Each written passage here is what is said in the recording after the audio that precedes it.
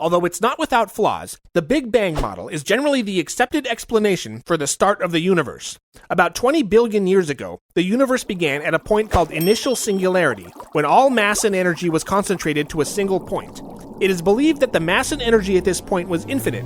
The Big Bang caused this singularity to expand, causing an immense drop in temperature and density. Right after the creation event, the universe consisted of energetic light and heavy particles like protons. It wasn't until 2,000 years after the creation event that the universe reached its matter era. At this point, the fractions of hydrogen and helium grew into an ionized plasma before cooling into its normal charge-neutral state.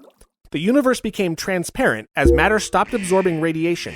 Gaseous particles became bound by gravity and created the first galaxies. As for the future of the universe, the flat and hyperbolic models predict that the universe will continue to expand forever. On the other hand, the closed model suggests that the universe will eventually fold back in on itself in the same manner in which it was created. Although there is no way to know for certain, measurements of the universe's density coincide with the closed model's prediction.